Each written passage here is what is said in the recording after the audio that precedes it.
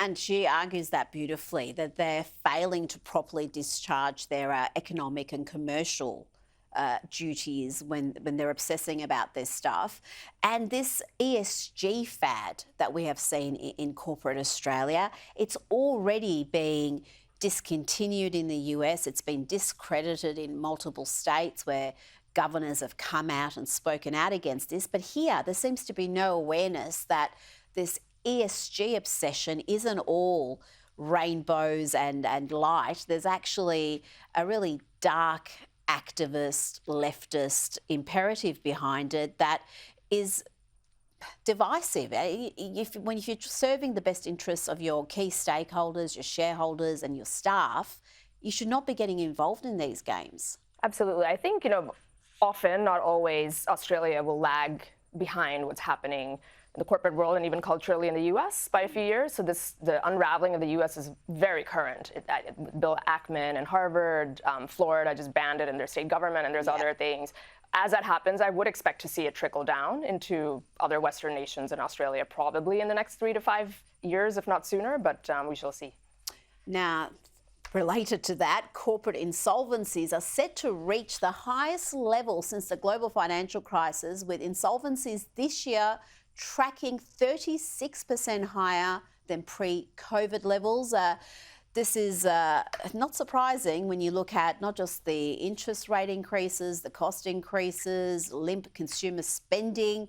And, we did shut down the economy and just print huge amounts of money. You would expect that to have an impact. Now, I've got to move on to Super Tuesday because we're running out of time, and this is the key news of the day.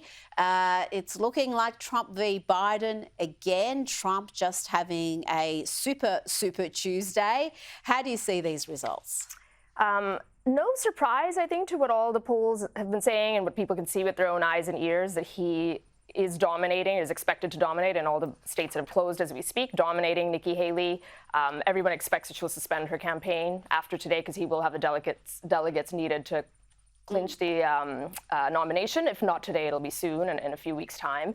On the Biden side, he's dominating as well. I think one story that's underreported that I think is very important is the cannibalization that may or may not happen with third-party candidates like RFK Jr. or Cornel West on the Democrat side, because he has underperformed Biden with certain segments of the electorate that are leaking to those. So we might see something there that's interesting. But other than that, I think the Biden versus Trump outcome is a foregone conclusion. Absolutely. There was some fascinating polling from the swing states with those extra candidates listed, and Trump was in even better position than when it was just Trump v. Biden in those crucial swing states. Something that I noticed, Sky News Washington correspondent Annalise Nielsen was reporting today, was the fake independents. This is something our Australian audience may not be aware, but because the Democrats aren't voting in any primaries, you've got Democrats registering as independents so they can vote in the Republican primaries and vote against Trump. That was something Annalise was reporting on. Is that going to have an impact at the end, or is just Nikki so far behind that she can't depend on those little tricks to stay in the race? And it artificially inflates the picture. This has been a big story, in New Hampshire and South Carolina. Some states have closed primaries where Democrats can't do that, but a lot of them have open primaries.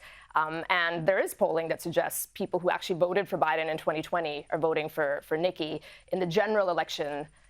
Hypothetically, if she were the nominee, which she won't be, we can't expect that any of those people would continue to stick with her. They would shift to the Democrat, and you cannot, in general, win the presidential election as a GOP candidate with only independents. You have to have the base, and she's just never had the base behind her.